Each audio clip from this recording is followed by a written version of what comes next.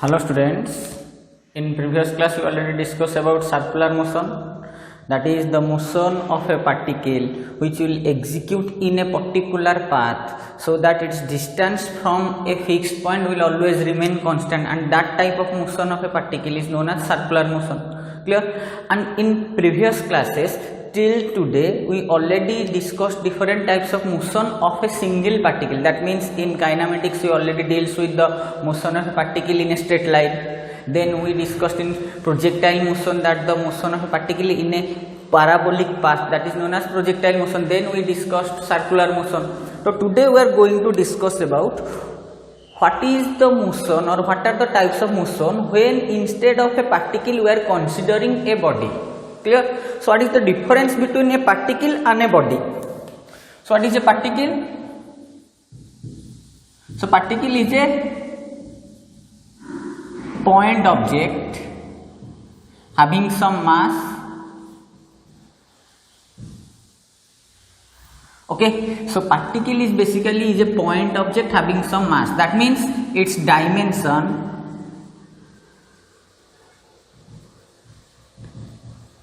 is very less in comparison to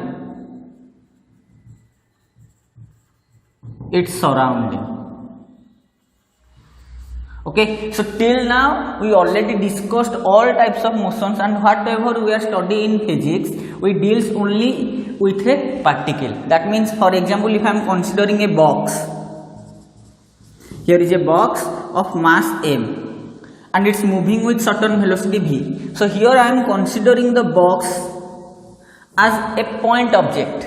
I am not considering or I am not worried about its dimension, what is its length, height or depth or volume. I am just considering the complete box as a point object whose have mass m and it's moving with velocity v. Similarly, when I am considering a vehicle or a car of mass m which is moving with certain acceleration a, then I am considering the complete car as a point object. I am not worried about the length, diameter or anything else. I am only dealing the complete car as a point object. So till now we discussed all the concepts that we have studied in which we deals only with the particles. That means a point object, a box, a car, a vehicle or a man, all are considered as a point object.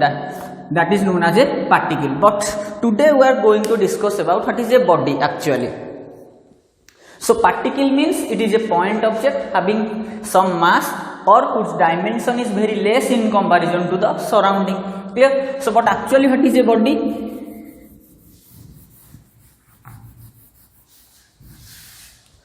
So body, it's a system of particles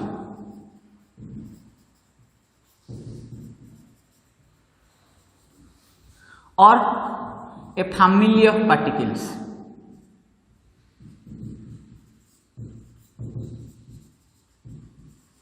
That means if this is a body, it's composed of a large number of particles or point objects. Clear? So each point object is a particle and the complete system or family of particles is known as a body. Clear? Again, the body is divided into two parts. One is flexible and the other one is rigid. Okay, what is flexible body or what is rigid body? In case of flexible body, the gap or separation between any two particles changes with respect to time. Okay, if the body, what is body? Body is a combination of particles or a family of particles. That means a body constitutes a large number of point objects, and if the separation between any two point objects changes with respect to time, then that type of body is known as flexible body. Clear? And if the separation or gap between any two objects does not change with respect to time, then that is known as rigid body. Clear? So here in this case, if I am considering this marker as a body, so each and every constituent particles of this marker may be placed at a certain point, and with due respect of time the separation between the particles does not change. That means this is known as a what? Rigid body. But in case of this cloth, or I am considering this cloth. So in case of this cloth, if I am applying some force, then this portion of the cloth get displaced.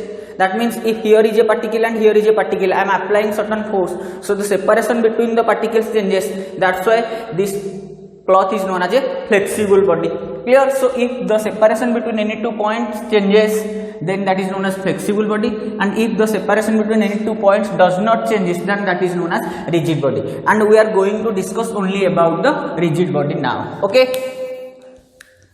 So in case of a rigid body, the separation between any two particles does not change, so we are only going to discuss about the rigid bodies.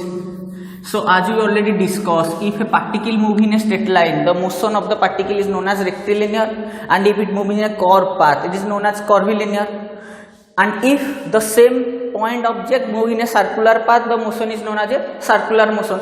So for rigid bodies,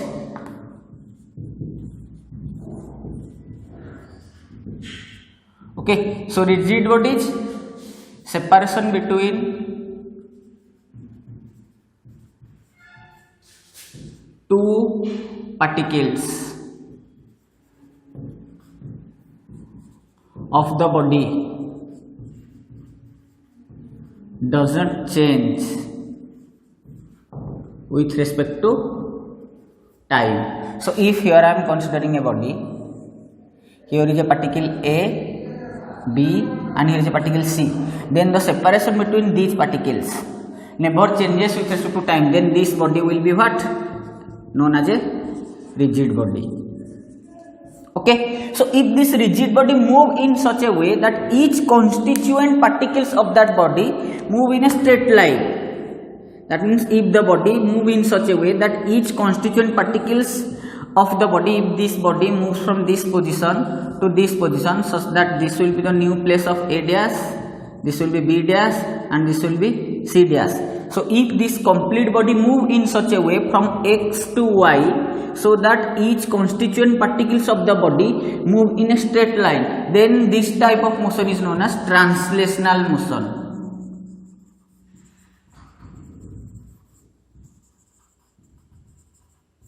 Okay, if the body or rigid body move in such a way that each constituent particles of the body move in a straight line path, and their separation does not change with respect to time, then that type of motion of the complete body is known as what?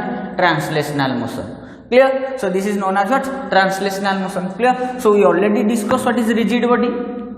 Then rigid body is what? It is a combination of large number of point objects which have different types of position, but their position does not changes with respect to time, then that body is known as rigid body. But in reality or in real case, nothing is perfectly rigid. If we are applying certain force, then some deformation occurs in every body, but the body which is more rigid, the deformation is very negligible, and we consider it as almost rigid. Okay, so in case of point object, we can apply laws of motion, Newton's laws of motion. We can apply the principles of kinematic motion equation, because in case of point object, we are considering the complete body as a point mass, and that body applies certain force, and due to the applied of force, for example, here is a box, I am considering this box as a point object. So if I am applying force F on this box, it will displace certain distance S, and it acquires some acceleration A. So I am saying that the acceleration of the complete block will be how much? The applied force divided by mass of the block. This is according to Newton's laws of motion. But if I am considering this box not as a particle or point object, I am considering this box as a whole body. So if I am considering this box as a whole body, so the complete mass m of the box will be distributed among all its constituent particles like this. Because if it is considered as a body, it will be a combination of large number of particles, and the complete mass of the body will be distributed among all the particles. So if I am applying a force F, then it will occupy some acceleration, but whose acceleration will be A. But in case of a point object, the acceleration will be the complete acceleration of the complete point object, but in this case there are large number of particles. So if I want to find out the acceleration, then a equal to f by m, but in place of m I have to write the different mass occupied by different particles of the body, which will be very difficult for me to find out the acceleration of each individual particles constituent the body or the box. So for this reason we can't able to apply Newton's laws of motion on a rigid body directly. Clear? Because it is a combination of large number of particles.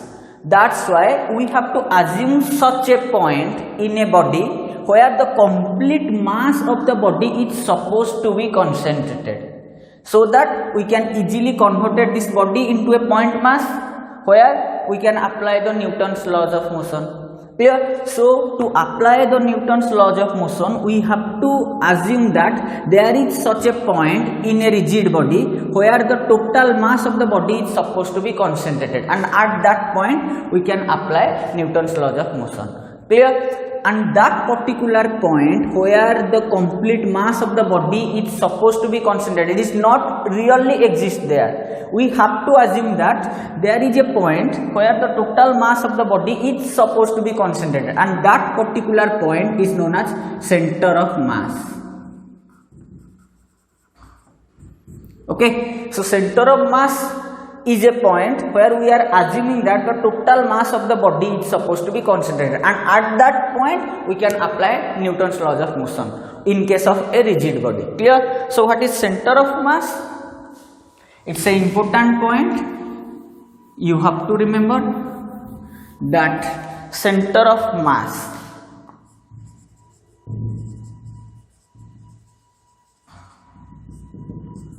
so it's an imaginary point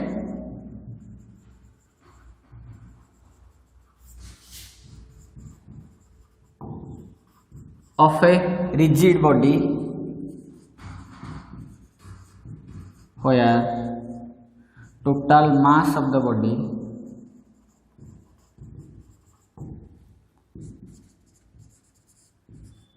is supposed to be concentrated. Okay, clear? That means if here is a body and it's a total mass m, and if this is the center of mass of the body, then the complete mass of the body, which is occupied by all the constituent particles, supposed to be concentrated at this particular point.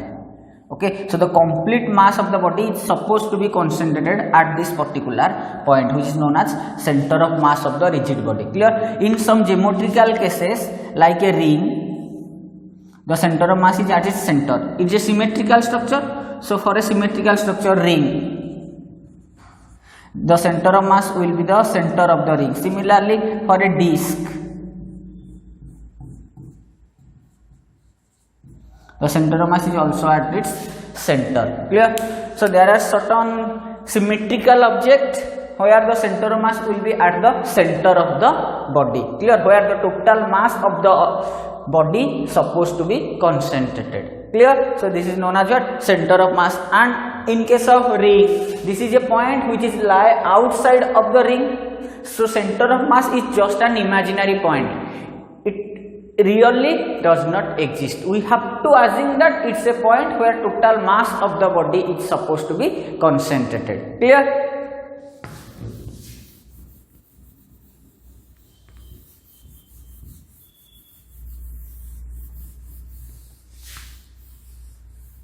Okay, and for any symmetrical object, the center of mass is always lies at the center of the body, like circle, ring, sphere, a thin rod.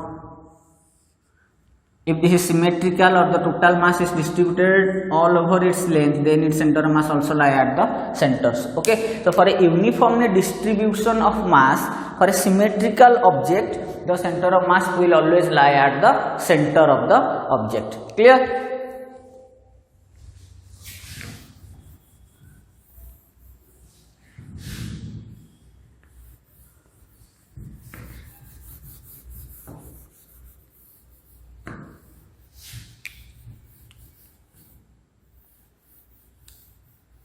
So next we are going to discuss as a particle is moving in a circular path, the motion is known as a circular motion. So if here is a particle P which is moving about a fixed point O in a path such that its distance always remain fixed from the center O, which will be denoted by radius. So the motion of this particle P is considered as circular motion. But here we are studying about the motion of a body. Okay, for example, if this is a sphere, okay, which is rotating about this axis like this. So as this is a solid sphere or solid sphere, so in this case the motion of the sphere is not circular because it's have large number of particles. So if I am considering a particle, the axis will pass through this like this. This is the center. So if I am considering a particle here P, so it is also rotating in a circular path like this.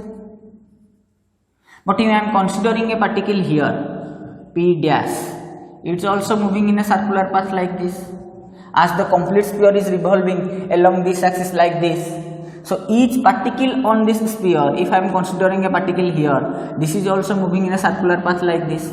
So all the constituent particles of the sphere are moving in a circular path, but each particle moving in different circular paths. The circular path for this particle is different, the circular path for this particle is different, and the particle which is revolving along this circular path, the circular path is different. So each and every constituent particle of this body or sphere which is rotating about an axis, let this will be x, y, all the constituent particles are also executing circular motion about this axis, but in different circular paths, but all have same angular velocity omega. Because at the time when the particle at this point revolves or complete a single rotation or 2 pi radian angle, at the same time this particle also completed 2 pi radian angle and this particle also completed 2 pi radian angle. So the angular displacement of the particles are constant or same in same time interval. That's why each particle have same angular velocity but executing circular motion in different circular path. Then in that case the motion of the complete body is said to be rotational motion. Okay.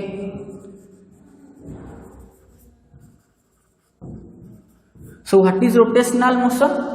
So the motion of a rigid body is said to be rotational if all the constituent particles of the rigid body are executing circular motion in different circular path but with same angular velocity. Then the total or motion of the complete body is known as what? Rotational motion. Clear? So in case of rotational motion, each constituent particles of the body are executing circular motion in different circular paths but all have same angular velocity omega. Clear? Then the motion of the complete body will be known as what? Rotational motion. Clear? So rotational motion is such a type of motion in which all the constituent particles of a rigid body are executing circular motion in different circular paths but with same angular velocity. Clear?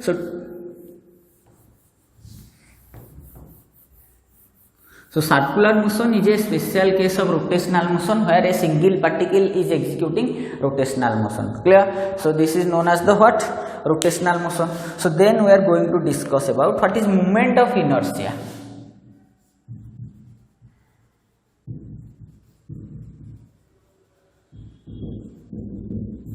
Denoted by capital I. So as we already discussed, in case of kinematics or dynamics, inertia is what? It is the inability or the inherent characteristics of a substance due to which it opposes any kind of change within it. That is not inertia of rest, inertia of motion, inertia of direction. So that is the case of linear motion. So in linear motion, inertia is defined by what? Mass is measure of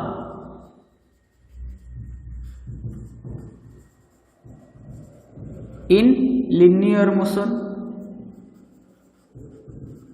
Okay, if a body have large mass, so it is more inert towards the change in its state of motion in case of linear motion. Same in case of rotational motion, as the mass is the measure of inertia in linear motion, so moment of inertia is the measure of inertia in rotational motion.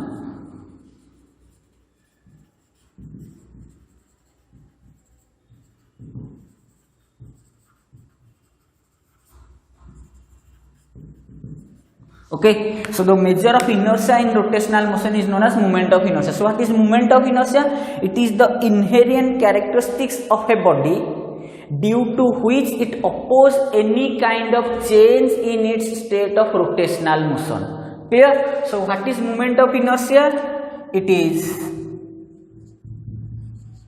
the inherent characteristics of a rigid body due to which it opposes any kind of change in its state of rotational motion. Okay, so it is the inherent characteristics of a rigid body due to which it opposes any kind of change in its state of rotational motion. That means if the rigid body is already rotating, so the opposition which oppose any kind of change, if some external force tries to stop that rotation of the body, then it will oppose it, or it will not want to stop rotating. Otherwise, if the body is at rest and some external force tries to create some rotational motion within it, then also the moment of inertia or the characteristics of that body which will oppose or which does not want to create rotation is known as what? Moment of inertia. So moment of inertia is the inherent characteristics of a rigid body due to which it opposes any kind of change in its state of rotational motion. If it is rotating, so it will want to continue the rotation. If it is at rest, so it is want to remain in rest. It does not want to rotate at all, and that opposition offered by the body is known as what? Moment of inertia. And this is same as that of what? Mass in case of linear motion. As a mass does not want to create motion if the body is at rest, or if the body is in motion, the mass does not want to come to rest easily. Same the thing in case of moment of inertia for rotational motion. Clear? So moment of inertia, you have to remember this definition. Clear? So as mass is the measure for linear motion and moment of inertia is the measure of inertia for rotational motion. Clear? So now we have to find out what is the value of moment of inertia of a body.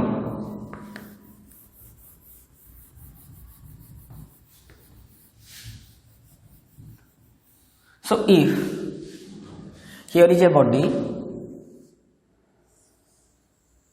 which have certain particles having mass m1, m2, m3, and here is a particle m4. Clear? And it is rotating about this axis, and this is the axis which is passing through this body, and it's rotating like this. Clear? So the moment of inertia of this body, which is constituent of certain particles m1, m2, m3 and m4, is if the distance of the particle from this axis of rotation m1 is r1, same for the particle 2 is r2, and that for r4, and this is r3. Clear? Then the moment of inertia mi of this body about the axis xy, axis of rotation xy, is I is equal to what? Mi, its perpendicular distance from the axis of rotation m1 r1 square plus m2 r2 square plus m3 r3 square plus m4 r4 square. So this is the moment of inertia of the complete body. Clear? And if this body is constituent of n particle system, then its moment of inertia will be equal to what? Similarly, we have to continue up to n number of particles, so we can write summation of mi Ri square, where I varies from 1 to n. So if the system is a n particle system, then its moment of inertia will be this much. Clear? Where each particle has mass m1, m2, m3 up to mn, and its perpendicular distance from the axis of rotation will be r1, r2 up to rn. Then the complete moment of inertia will be this much. Clear? So moment of inertia is a measure of inertia in case of rotational motion, and it is defined as for a particle having different masses or a body having a large number of combination of particles, where the mass of the particles are like this and their perpendicular distance from the axis of rotation will be represented like this. So the moment of inertia of the complete body will be this much. So in general, the moment of inertia I of a body is defined as mr square. Clear? What is m? M is the mass of the particle and r is its distance from the axis of rotation. If the complete body is constituted of a single particle or a combination of particle, this will be an expression for moment of inertia mi Ri square. That means on which factor moment of inertia depends?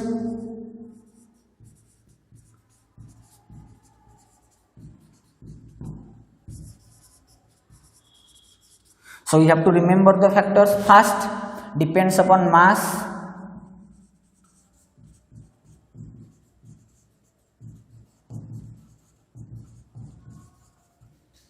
Then its distance from axis of rotation depends on distance from axis of rotation. Then it also depends on the mass distribution.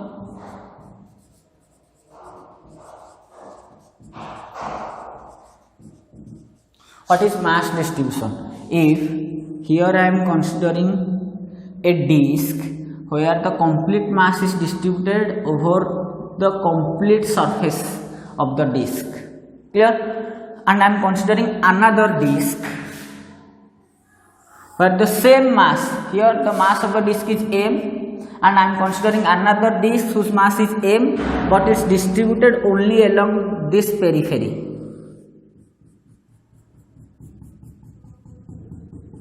And this is the axis about which it is rotating, and this is also the axis about which it is rotating. Clear? So in this case, all mass are placed at this distance, which is at a distance r. So the moment of inertia will be m1 plus m2 plus m3 and so on up to mn whole into r square, because each mass are at same distance r. So this will be the moment of inertia in this case. But in this case, each mass are separated by different distance from the axis of rotation. So the mass those are close to the axis of rotation have less moment of inertia, because the distance from the moment of inertia will decrease, and the mass which are away or at a large distance from axis of rotation have large moment of inertia.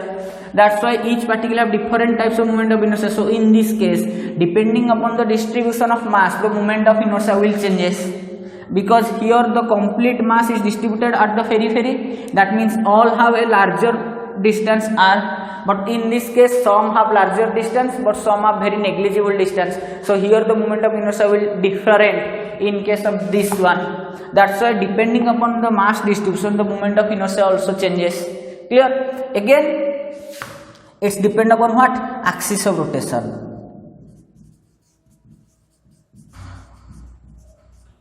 What is axis of rotation? For example, I am considering this is as the axis of rotation about which the particle is rotating. So the moment of inertia will be this much. But if I am considering the axis of rotation like this, the disk will rotate like this. So the different mass will be have perpendicular distance like this.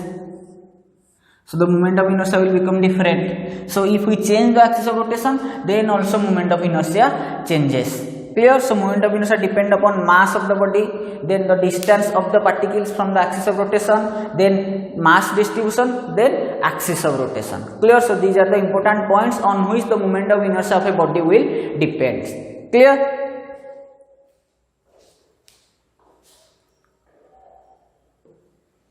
So next we are going to discuss about two important theorems in rotational motion to find out the moment of inertia of any bodies.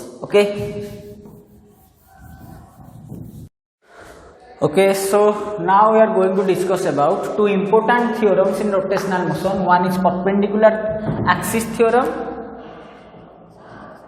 and the other one is parallel axis theorem. So what is perpendicular axis theorem? So it states that the moment of inertia of a body about an axis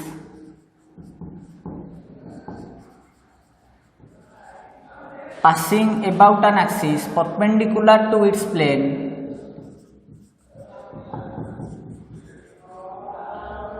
is equal to the sum of moment of inertia of the body about two mutually perpendicular axes lying on the same plane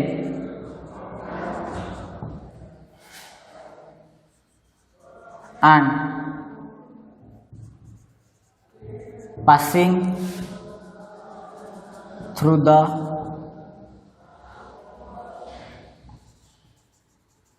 common point. Clear?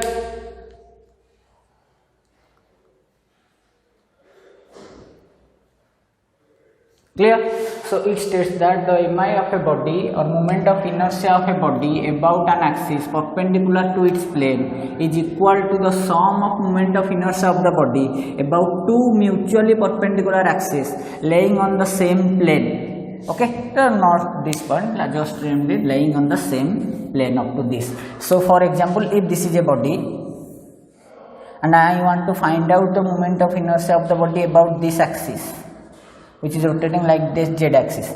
So the moment of inertia of this body about this axis, which is perpendicular to the plane of this body, is equal to the sum of moment of inertia of this body about two mutually perpendicular axes. If these two axes are mutually perpendicular to each other and lying on the same plane, that is plane of this body, let it be y axis and this is x axis.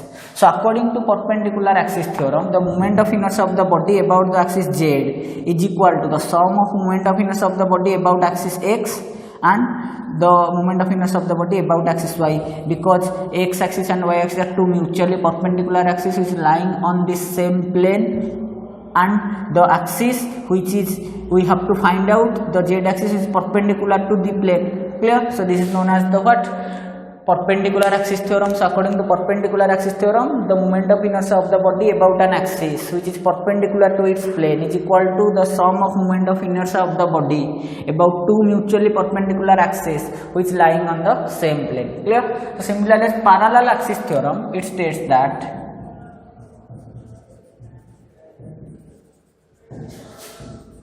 the mi of a body about any axis is equal to the sum of mi of the body about an axis which is parallel to the given axis and passing through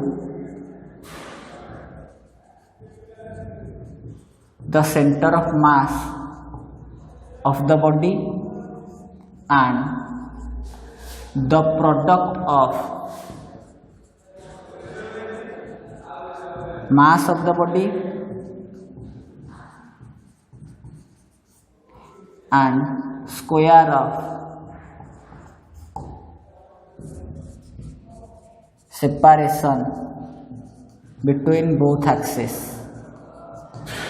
Okay, so according to the statement, if here is a body, it's rotating about this axis z axis. Clear? So what is the moment of inertia of this complete body about this z axis? If the complete body has a mass m and this is the center of mass O, then the moment of inertia of this body about the axis z is equal to the moment of inertia of the body about an axis which is parallel to this given axis and passing through its center of mass. Let it be I z dash or I center of mass IC plus parallel to the given axis and passing through the center of mass and the product of mass of the body with the square of separation between these two. If this is the separation between these two axes is d, so it will be m d square. So it states that the mi of a body about any axis is equal to the sum of mi of the body about an axis which is parallel to the given axis and passing through the center of mass and the product of mass of the body and the square of separation between both the axes, that is md square. So the moment of inertia of this body about this axis is equal to the moment of inertia of the body about an axis which is parallel to the given axis and passing through the center of mass plus the mass of the body and square of separation between both the axes. So this is known as what? Parallel axis theorem. This theorem is applied for any type of bodies, but the perpendicular axis theorem is only applied for planar or two-dimensional bodies, but this can be applied for any type of bodies. Clear? These are two important theorems in rotational motion. We have to remember to calculate the moment of inertia of different bodies. Clear? So now we have to find out the moment of inertia of a ring.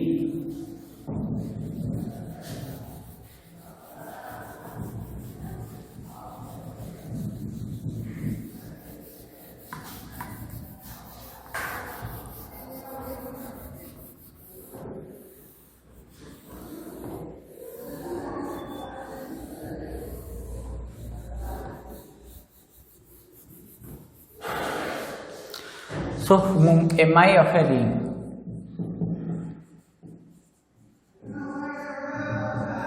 So let's consider this is a ring and this is the axis which is passing through its center of mass and perpendicular to its plane, and the complete mass of the ring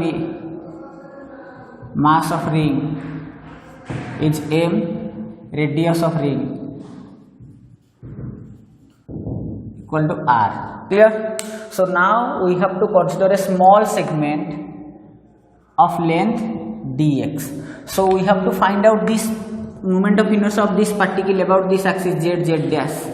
So the small amount of moment of inertia of the small particle about z dash axis will be, let me dz dash. So this will be how much? The mass of the particle into square of its distance, perpendicular distance from the axis of rotation. If this ring is rotating about this axis, so its distance will be same as that of radius r. So it will be dm r square. Clear? As I am considering a small particle of the ring of width dx, the moment of inertia of this particle about this axis will be dm r square. So what is dm? The complete mass of the ring is m and radius of the ring is r if the total mass is uniformly distributed. So length of the ring, it's 2 pi r. So mass per unit length, which is equal to m by 2 pi r. So for dx length, I am considering a particle of dx length. So for dx length, what is the mass? dm equal to m by l dx, or this implies dm equal to m by 2 pi r into dx. So now placing this value here, we will get the small amount of moment of inertia due to small segment equal to m by 2 pi r dx r square. But we have to find out the moment of inertia of complete ring. That's why we have to integrate it from 0 to I about z dash, and this integration dx length varies from 0 to complete length of the circumference, that is 2 pi r. So this implies I about z dash equal to m by 2 pi r into r square, taking common integration 0 to 2 pi r dx. So this is equal to 1r will get cancelled, mr by 2 pi integration of dx will be x, that is 2 pi r minus lower limit 0. So from this we will get I about z dash is equal to m r square, because 2 pi will get cancelled, so it will be mr square. So the moment of inertia of the ring about an axis which is perpendicular to its plane and passing through its center of mass is mr square. Similarly, if I want to find out the moment of inertia of the ring about a diameter like this, let this is the diameter d. So what is the moment of inertia of the ring about this diameter? So according to perpendicular axis theorem, if this is the axis which is perpendicular to its plane, the diameters are the two axes which are passing through the same point, to which or lying on the same plane, which are mutually perpendicular to each other. So according to perpendicular axis theorem,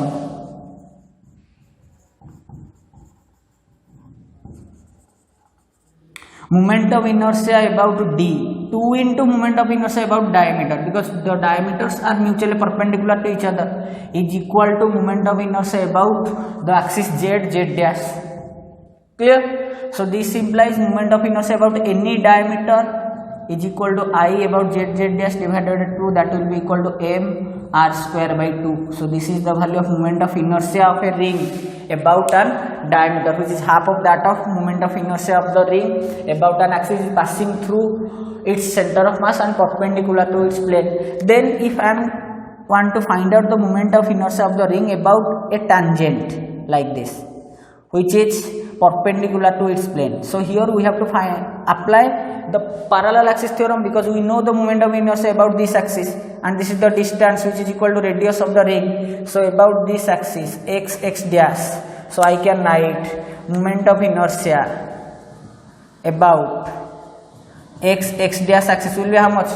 According to parallel axis theorem, it will be moment of inertia about the axis passing through the center of mass and parallel to the given axis, that is moment of inertia about z dash plus product of mass of the ring and square of separation between them, that is r square. So it will be mr square plus mr square, which is equal to 2mr square. Clear? So moment of inertia about the axis x dash will be 2mr square, which is a tangent and perpendicular to the plane. Clear? Similarly, in this case, if I am finding out the moment of inertia of a tangent which is parallel to its plane about this axis, let it be y dash axis. Again, I have to utilize what? Parallel axis theorem. So here I about y dash will be how much? Moment of inertia about an axis which is passing through its center of mass, and in this case this is the diameter of the ring, and about the diameter the moment of inertia is this much. So according to parallel axis, it will be moment of inertia about d plus product of mass of the ring and square of separation between them, which is again radius, that is r square. So this will be how much? mr square by 2 plus mr square. So this implies it will become how much? 3 by 2 mr square. Though this is about the axis which is tangent to the ring and parallel to its plane. Clear? So this is how we can find out the moment of inertia of ring, and by using the parallel and perpendicular axis theorem, by changing the axis we get the moment of inertia of the ring. Clear? So from this we will get, by changing the axis, the moment of inertia of the same ring changes. Clear? So you have to remember these final expressions for numerical purpose. Okay, so next we are going to discuss about radius of gyration.